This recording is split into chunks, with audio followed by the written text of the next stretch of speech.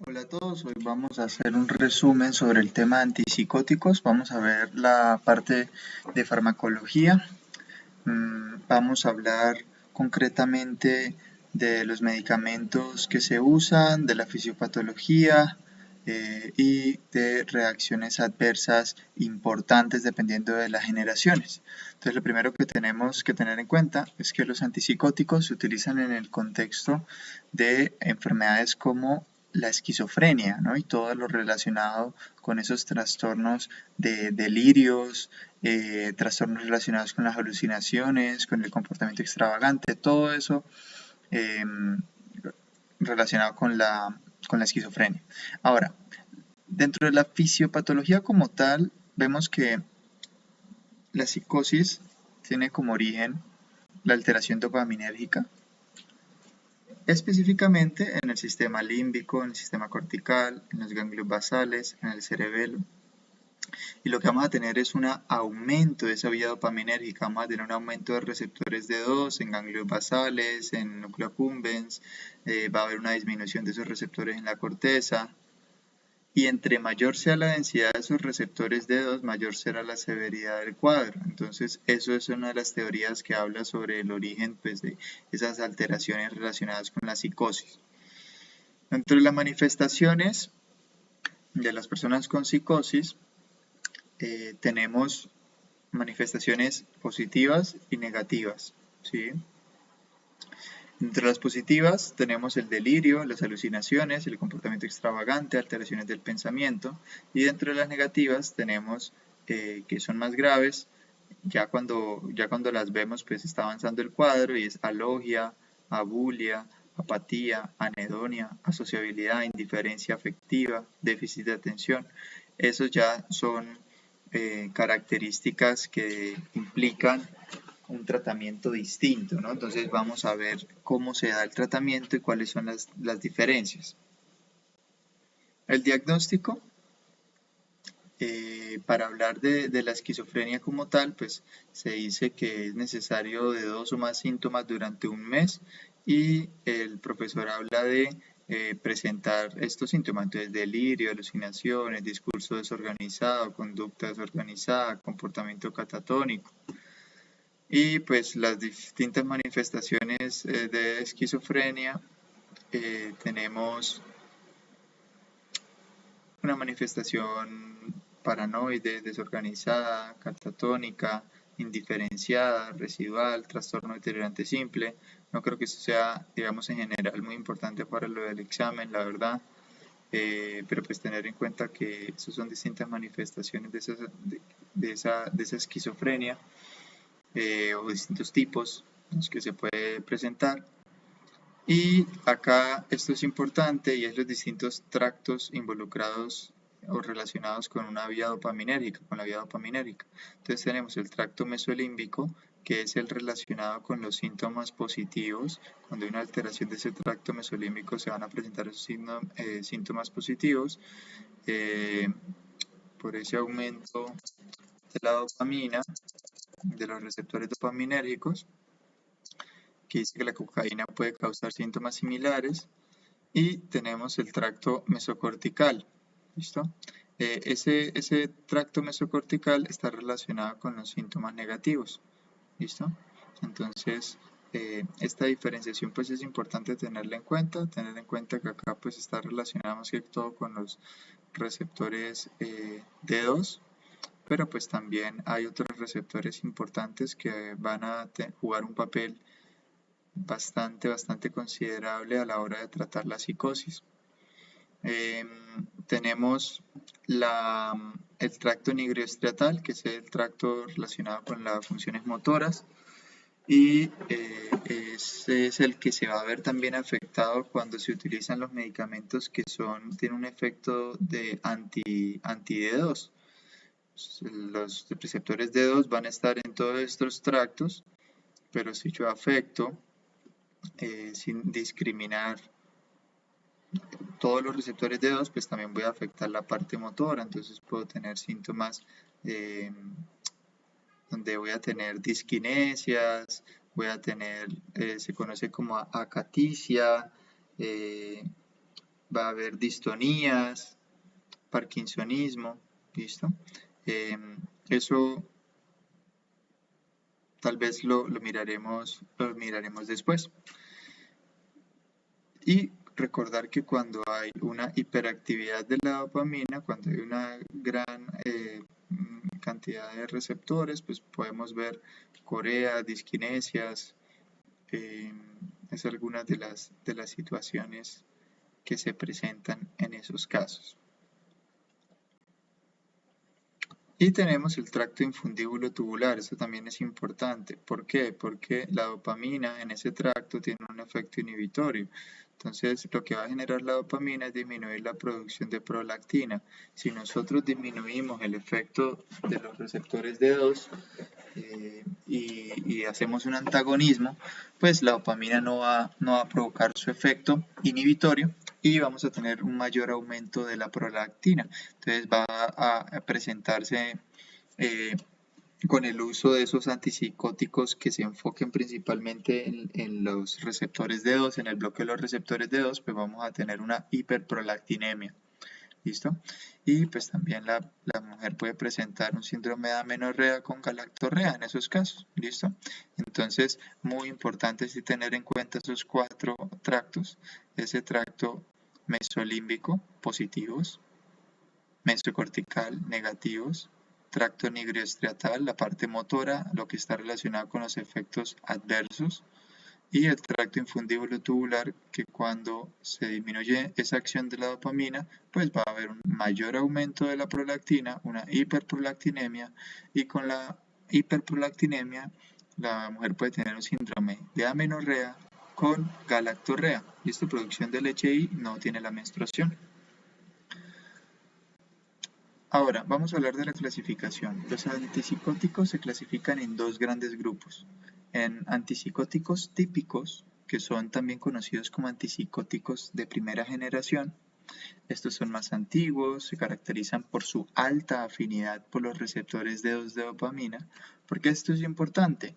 Pues porque pueden causar efectos adversos motores por la afectación de esa vía nigroestriatal y también pueden provocar con mayor frecuencia un aumento de la prolactina, entonces pueden provocar una hiperprolactinemia en esos casos por esa alteración de los receptores D2 o por ese bloqueo de esos receptores D2. Las características que por ahora le voy a decir que se concentran es que los antipsicóticos típicos suelen ser más efectivos para tratamiento de los síntomas positivos de la esquizofrenia. ¿Listo? Y pues va a tener mayores efectos extrapiramidales, que era lo que habíamos hablado de la alteración de la vía nigroestriatal, por ese bloqueo a los receptores D2. Por otro lado, tenemos a los antipsicóticos atípicos, que son también conocidos como de segunda generación. Estos también actúan sobre receptores dopaminérgicos D2, bloquean esos receptores D2, pero también tienen acción sobre otros receptores dopaminérgicos y además actúan bloqueando los receptores de serotonina 5-HT2A. Entonces, tienen efectos variados y no se concentran principalmente en los receptores dopaminérgicos D2. ¿Listo? Tener en cuenta que por esa razón van a tener menor prevalencia de efectos extrapiramidales, van a tener menos efectos adversos relacionados con la hiperprolactinemia y pues considerar que así como los antipsicóticos típicos eran más efectivos para los síntomas positivos, los antipsicóticos atípicos se pueden utilizar para ambos tipos de manifestaciones de la esquizofrenia. Entonces puede tener síntomas positivos como síntomas negativos. Entonces cuando un paciente ya está presentando síntomas negativos relacionados con la esquizofrenia, pues es obligatorio utilizar antipsicóticos atípicos. ¿Listo? Esas diferenciaciones son muy importantes, ¿no? Pero recuerden este tema de los receptores D2. Este va a ser más enfocado en los dedos y este va a ser un poco menos enfocado y va a tener otras acciones en otros receptores distintos a D2 y en receptores como los receptores de serotonina 5-HT2A. Entonces hablemos un poco sobre los antipsicóticos típicos de primera generación. Dentro de esos tenemos el haloperidol, tenemos la clorpromacina, la flufenacina, la perfenacina, la trifluoperacina, la tioridacina, la pipotiacina. Lo que quiero que se lleven de esto es que entre los antipsicóticos típicos vamos a tener una terminación en acina. ¿Listo? Acina, entonces miren, clorproma, acina, triofluperacina, perfenacina, tioridacina, todos estos van a terminar en acina, la mayoría, y también vamos a tener el haloperidol, ¿no? En ese caso, pues sí, no es lo mismo, pero sí tener en cuenta que hace parte de esos antipsicóticos típicos, ¿no? Dentro de la estructura, pues el haloperidol hace parte de las butirofenonas, se puede dar en tableta o de forma parenteral, y lo que dice acá es que tiene una igual acción sobre los receptores D2 que sobre los receptores 5-HT2A, tiene una alta toxicidad extrapiramidal y una baja acción sedante. ¿Listo? Tener en cuenta eso. Sin embargo, en algunos casos también se da para controlar pacientes que están muy exacerbados, muy exaltados, se puede utilizar el haloperidol. Y pues considerar esa alta toxicidad extrapiramidal, pues también por esos efectos en D2. Tenemos la clorpromacina, que hace parte de esa estructura alifática y se puede utilizar para dormir, tiene un efecto sedante importante, también involucrado o asociado a efecto antihistamínico que presenta la clorpromacina, ahorita vamos a ver más adelante, y tiene más acción sobre el receptor D2 que sobre 5-HT2A. Considerarlo. Tenemos la flufenacina, más acción sobre D2 que 5-HT2A, y así tenemos las demás que se pueden aplicar. Trifluoperacina hace parte de las piperacínicas, la tioridacina hace parte de las piperidínicas y la pipotiacina hace parte de las piperidínicas también. Todas estas se pueden dar de forma intramuscular. ¿Listo? Considerar eso. Recuerden muy bien que los típicos se van a enfocar en ese bloqueo de los receptores D2. Entonces aquí tener en cuenta cómo las fenotiacinas pues, tienen una estructura similar a los antidepresivos tricíclicos. Miremos ahora un poco los antipsicóticos atípicos. Tenemos la clozapina, la olanzapina, la quetiapina, la risperidona, el aripiprazol. Tenemos la ciprasidona, tioridacina. Y pues tenemos todas estas otras, ¿listo? Digamos que la clozapina, la olanzapina, la quetiapina, la risperidona, el aripiprazol, la ciprasidona son de las que son más usadas. Y pues ya las diferencias las hemos hablado de manera general. Aquí hago un apunte y es que la quetiapina se utiliza para pacientes que tienen un cambio en el comportamiento, permitir también que puedan dormir, y ya estos antipsicóticos pues van a tener una menor acción sobre los receptores D2 y van a tener una mayor modulación sobre los receptores 5-HT2A. ¿Listo? No se usa para estado psicótico agudo, ¿no? Entonces lo que dice el profesor es eso, que la quetiapina no se debe usar para el estado psicótico agudo en ese caso. ¿Listo? Vamos a hablar un poco sobre la farmacocinética de los antipsicóticos. De manera general, tiene una buena absorción y la liposolubilidad de esos antipsicóticos promueve la acumulación en tejido graso y cerebro. Cuando sea intramuscular, el efecto se puede demorar un poco más y la concentración en estado estable se logra en 6 días. Es decir, este tipo de medicamentos para llegar a esa concentración en estado estable se necesita un tiempo considerable. Entonces, por esa razón, la respuesta óptima en el uso, cuando se están usando los antipsicóticos, pues es en semanas, ¿sí? O sea, no es tan rápido, es simplemente tomar la decisión y ya iniciar el tratamiento y ya tener los resultados. ¿Listo? El metabolismo hepático de los antipsicóticos pues es presentado por el citocromo 3A4, el citocromo 2D6, el citocromo 1A2. Tener en cuenta aquí un dato y es que el tabaco induce el citocromo 1A2. recordar que cuando yo induzco uno de estos citocromos, lo que provoco es que aumente el metabolismo del fármaco y disminuyan los niveles activos, ¿no? Los niveles de la droga activa como tal. Entonces, pues al hacer esto, vamos a disminuir los niveles y se necesita aumentar la dosis, ¿no? Entonces, si la persona está fumando, ese tabaco va a inducir el citocromo 1A2, eso va a disminuir los niveles de la clozapina y la olanzapina, por ejemplo, y en ese caso sería necesario aumentar la dosis o pues obviamente la suspensión del tabaco en ese caso. ¿Listo?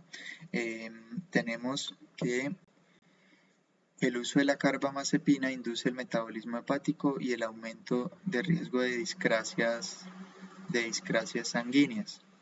Entonces, tengan en cuenta que una de las funciones de la carbamazepina es la inducción del citocromo P450. Entonces, uno de los efectos de la carbamazepina es esto. Entonces, lo mismo, va a terminar afectando pues estos antipsicóticos que estén relacionados pues con estos citocromos, ¿listo? Entonces, importante también tener en cuenta esa función o ese efecto de la carbamazepina en la inducción del citocromo P450 que incluye pues estos citocromos. Y pues lo que hablamos de las discrasias sanguíneas, pues también se puede presentar en esos casos, puede haber un riesgo de agranulocitosis, ¿listo? Por el uso de la carbamazepina. Bien, bueno, y pues tener en cuenta que si llega a haber una inhibición del citocromo TSA4 y del citocromo 1A2, va a haber un aumento de los niveles de clozapina y ciprasidona. Cuando hay inducción de los citocromos va a haber una disminución de los niveles activos y cuando hay una inhibición va a haber un aumento de los niveles y entonces debe disminuirse esa dosis de los antipsicóticos. Listo. Miremos ahora específicamente las características de los receptores de los antipsicóticos típicos. Tener en cuenta que la actividad sobre D2, ese bloqueo sobre D2 es similar en esos antipsicóticos típicos. Tenemos acá una tabla que hizo el profesor sobre que muestra los fármacos clorpromacina, flufenacina, pimosida, haloperidol y tioridazina, ¿no? Recuerden ese acina, acina, acina. Y miren que acá la pimosida, ¿no? Pero va a terminar ahí con Z, ¿no? Esa Z también está presente en esas palabras. Lo que quiero que se lleven es que ese efecto va a ser fuerte y marcado en esos receptores D2. Tener en cuenta que en esta tabla los efectos anti-alfa 1 van a presentarse en la clorpromacina y en la tioridazina y que todos van a tener un efecto anti-5-HT2A menos la pimosida. ¿Listo?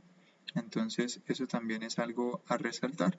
Digamos que en general aquí dice que no todos tienen un efecto anticolinérico, pero luego pues se van a dar cuenta que tal vez refiere que sí presentan efectos. O sea, digo que toca revisar muy bien porque aquí, por ejemplo, en los atípicos, como se pueden dar cuenta, dice que no hay efecto anticolinérico, pero acá dice que todos estos sí tienen efecto anticolinérico. Entonces, en el caso de esa tabla, que está hablando de los antipsicóticos típicos, pues refiere que no todos lo tienen. Yo no creo que sea muy importante hacer énfasis en cuál es sí el colinérico y cuáles no, pero por lo menos tener en cuenta que el que más tiene un efecto anticolinérico va a ser la clorpromacina y que la clorpromacina va a tener efectos pues, en todos estos receptores menos en el D1. Ninguno de los típicos tiene efecto en el D1 y va a tener un efecto antihistamínico y eso le va a conferir efectos sedantes. Recuerden que los anti-H1 pueden generar sedación. Entonces, pues vamos a ver ahora específicamente los efectos. Entonces, todos tienen bajo efecto anti-5-HT2A menos la pimosida, o sea, al menos tienen efecto 5-HT2A menos la pimosidad, todos tienen un efecto anti-D2, ¿sí? Ninguno tiene efecto anti-D1, ¿listo? Este es el caso de los antipsicóticos típicos. Y quienes tienen mayor acción anti-alfa 1 típicos, ¿sí? De los típicos. El mayor efecto hipotensor pues, va a ser por la clorpromacina. Aquí está mal escrito, clorpromacina. Es el que mayor tiene efecto hipotensor y pues también va a tener un efecto anticolinérgico y antihistamínico. Bien, la tiroidacina y la pimosidad también tienen efecto, pero concéntrense en que este tiene el mayor efecto anti-alfa 1 y tiene también el mayor efecto anticolinérgico. ¿Listo? De los típicos, ¿cuáles no tienen efecto anti-alfa 1? El haloperidol y la flufenacina. Esos dos no tienen efecto anti-alfa 1 ni tampoco anticolinérico antihistamínico, como lo pueden dar cuenta. Haloperidol y flufenacina solo van a tener efecto anti-5-HT2A y principalmente anti-D2. ¿Listo? Tenerlo muy en cuenta. Bien, ahora pasemos un poco a hablar de los medicamentos. Aquí tenemos el haloperidol. Tenemos mecanismo de acción, el bloqueo potente de los receptores D2, anti-5-HT2A. Esto ya lo hemos hablado. Me voy a concentrar más que todo en los efectos y en las indicaciones.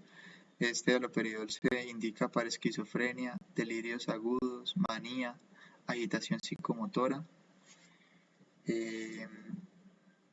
Tener en cuenta que los antipsicóticos de primera generación pues tienen un riesgo considerable de prolongación del QT. En general, todos los antipsicóticos tienen un riesgo de prolongación del QT, los de primera generación tienen un mayor riesgo y pues recuerden que la prolongación del QT puede llevar a la torsión de puntas. ¿Listo? Tener en cuenta que el haloperidol se puede utilizar como sedante en algunos casos, pero ese no es su efecto principal, ¿no? El metabolismo de este se da en el hígado. En general los antipsicóticos tienen un metabolismo hepático, entonces eso también considerarlo. Y dentro de los efectos adversos, pues como ya sabíamos, ¿no? Los síntomas extrapiramidales es lo que va a resaltar, pero también va a poderse presentar la hipotensión ortostática por esos efectos que puede existir a altas dosis en alfa 1, ¿no? En alfa 1. Sin embargo, pues eso es lo que dicen en otras fuentes, porque acá como se puede ver, ¿sí? Pues dice que no tiene efecto en alfa 1. Entonces, mejor consideremos lo que dice aquí en la tabla, que no tiene efecto alfa 1. La clorpromacina, vamos a concentrarnos en que tiene un efecto sedante, tiene una acción hipotensora y para qué se indica esquizofrenia, trastorno de ansiedad graves, náuseas, vómitos, sí, pero esquizofrenia, o sea, eso es como uno de los usos más importantes que tiene la clorpromacina.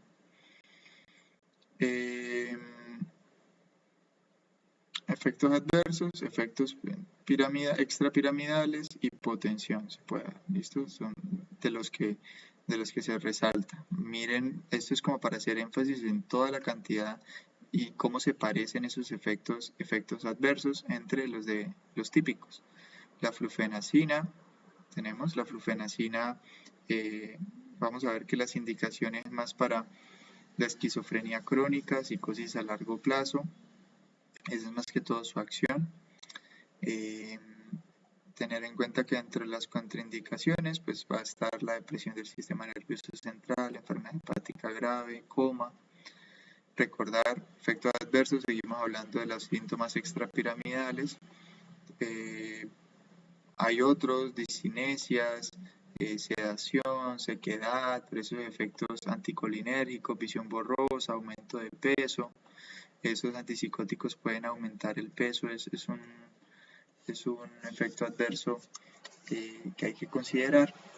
Y también estos antipsicóticos se relacionan, en general todos tienen ese riesgo, pero hay unos que tienen más riesgo que otros, que es el síndrome neuroléptico maligno. Entonces, ese síndrome neuroléptico maligno, todos los antipsicóticos, sean de primera o de segunda generación, lo pueden causar. Sin embargo, se puede presentar con mayor prevalencia, mayor frecuencia en los antipsicóticos de primera generación, ese síndrome neuroléptico maligno. Listo. Entonces recuerden eso. Tenemos la tioridazina, tiene un perfil sedante importante, también puede causar esa prolongación del intervalo QT.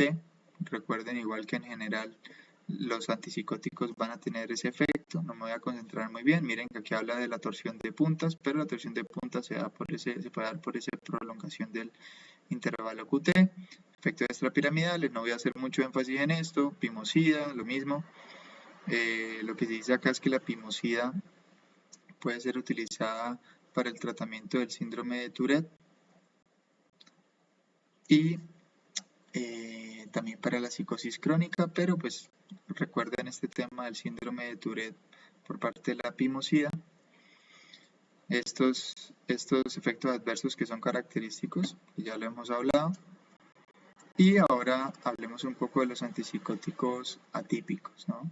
Recordar que ellos son más relacionados, esos atípicos se relacionan más que los típicos con el aumento de peso y con ese efecto hipotensor, considerarlo. Entonces, eso lo vemos en esta tabla, ¿sí?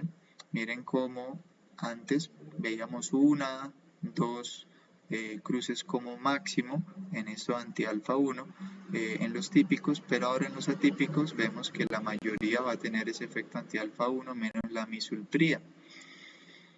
Y miren otra diferencia importante en esta tabla, y es que vamos a tener un efecto importante, sí, en los receptores D2, pero también vamos a tener efecto en los receptores D1, y luego nos daremos cuenta que también hay efecto en otros receptores como D3, D4, hay un antagonismo un poco más variado sobre distintos receptores y por tanto no se va a ver tan afectada la parte motora, la parte de la vía nigroestriatal.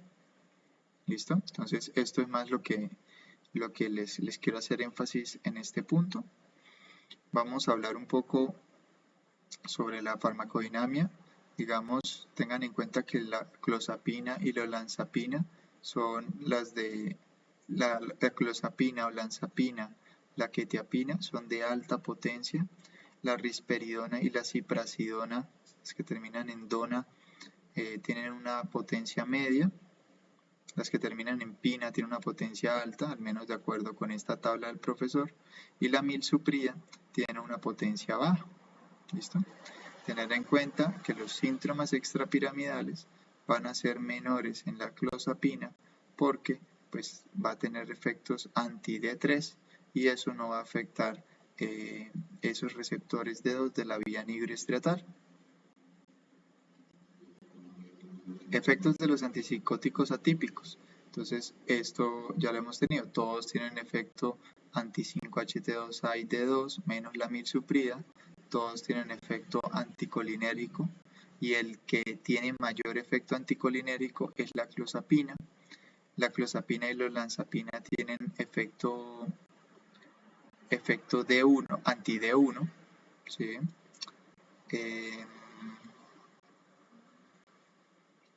Y anti-D1, D2, o sea, estos van a tener efecto en todos los receptores, como lo podemos ver acá. Miren. Clozapina o olanzapina van a intervenir en todos estos receptores. La milsuprida, esperen un segundito.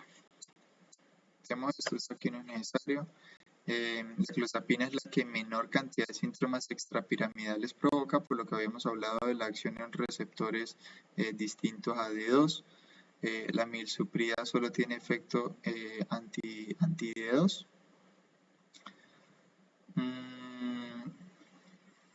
Todos tienen efecto anti-alfa 1 menos la milsuprida, eso también ya lo habíamos hablado. Recordar que esos atípicos tienen un mayor riesgo de causar hipotensión ortostática.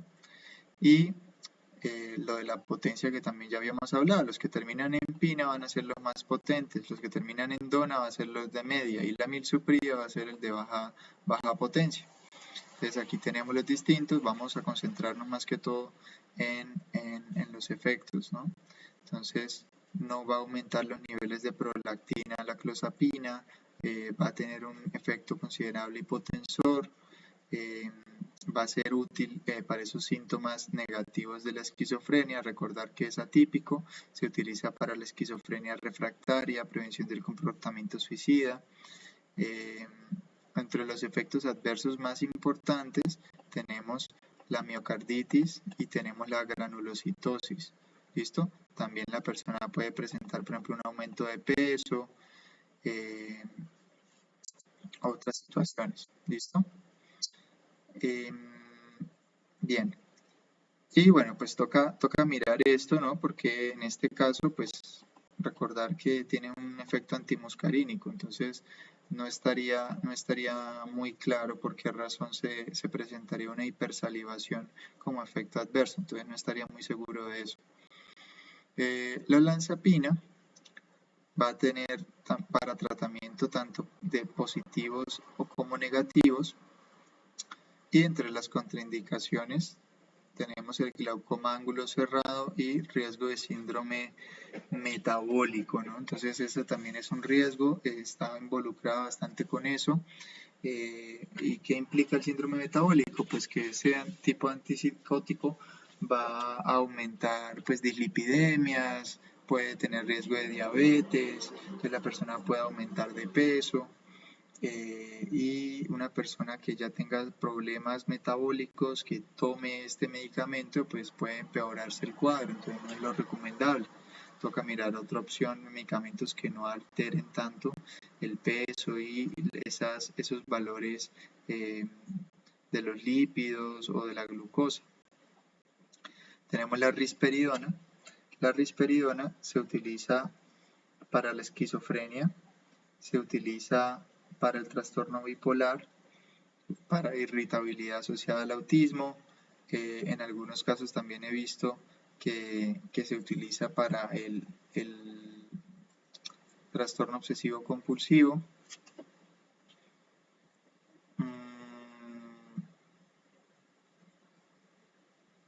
Y pues también puede actuar para síntomas positivos y negativos de la esquizofrenia. No voy a hacer mucho énfasis en esto, también puede causar un aumento de peso y síntomas extrapiramidales, pero cuando hay dosis altas. La ciprasidona tenemos que se puede utilizar para esquizofrenia, episodios maníacos o también en la parte del trastorno bipolar. También se utiliza para ese tratamiento de síntomas positivos y negativos relacionados con la esquizofrenia. Miren que en general eso es el enfoque de esos atípicos. Y pues dentro de las contraindicaciones está prolongación del QT, somnolencia, alteraciones motoras, hipotensión ortostática, ¿sí? Consideren de manera general, más que por cada uno de ellos, los efectos adversos del grupo de atípicos y típicos, ¿cuál es más común? Es decir, bueno, los típicos es más común los síntomas extrapiramidales, pero entonces en los atípicos es más común en la parte metabólica, es menos común la parte piramidal, pero hay otras alteraciones, puede haber agranulocitosis, o el paciente también puede tener, por ejemplo, prolongación del intervalo QT en los de primera generación o en los típicos, y en los otros es menos. ¿Listo? Entonces hay que ir haciendo esa conexión. La quetiapina, ya la tenemos, y lo mismo, estos efectos se puede utilizar también para el trastorno depresivo mayor con otros medicamentos. Contraindicaciones, pues bueno, esto ya lo hemos hablado, ya no lo voy a repetir mucho. El aripiprazol se puede utilizar, y el aripiprazol, quiero que tengan esto claro, esta diferenciación, y es que es un agonista parcial del receptor D2. Entonces esto es algo importante que dijo el profesor y que deben tenerlo en cuenta, y es que actúa como antagonista en áreas mesolímbicas donde hay una mayor actividad dopaminérgica y en la corteza prefrontal donde hay una menor actividad dopaminérgica actúa como un agonista. ¿Listo? Entonces considerar ese mecanismo de acción específico del aripiprazol como agonista parcial de los receptores D2 y es antagonista de 5-HT2A. Mismo, aquí estamos hablando de los efectos adversos y pues aquí más que todo hablar de los distintos medicamentos que son más comunes que puedan presentar esa prolongación del intervalo QT. ¿Listo?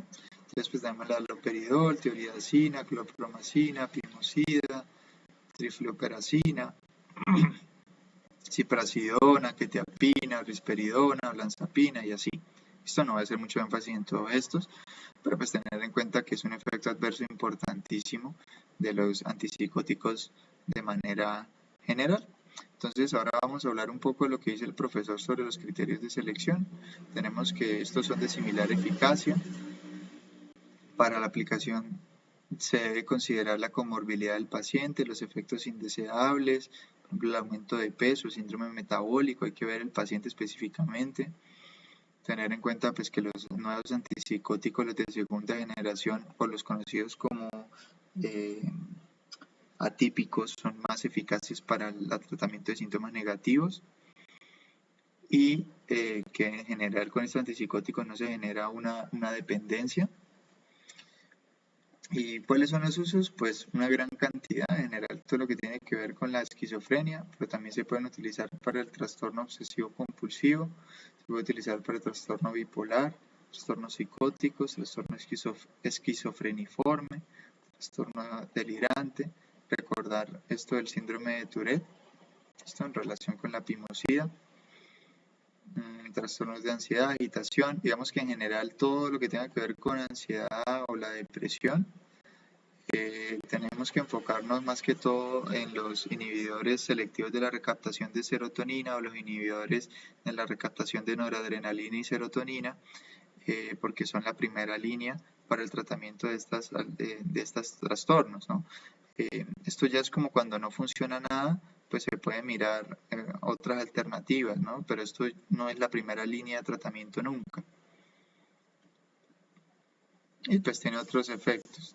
Puede utilizarse para la corea de Huntington, pues por su efecto antidopaminérgico. Ya tenemos aquí los principales efectos adversos, pero esto ya lo hemos hablado. Recordar este síndrome neuroléptico maligno que se puede presentar en ambos grupos de antipsicóticos. ¿Y en qué consiste el síndrome neuroléptico maligno? Pues es una situación donde la persona va a presentar rigidez muscular, sudoración, hipertermia, se presenta al origen, se presenta por bloqueo de receptores D2 y la terapia de ese síndrome neuroléptico maligno se puede dar con anticolinérgicos, relajantes como el dantroleno, agonistas dopaminérgicos y soporte intensivo. Entonces aquí tenemos que ese paciente con el síndrome neuroléptico maligno va a tener una alteración del estado de conciencia, diaforesis, cialorrea, taquicardia, temblor, rigidez y una inestabilidad autonómica, y el paciente puede estar también hipertensivo, con hipertensión. Y pues por hoy terminaríamos este resumen sobre los antipsicóticos. Espero les sirva y cualquier cosa pues me comentan y si les gustó pues den like y se suscriban. Muchas gracias.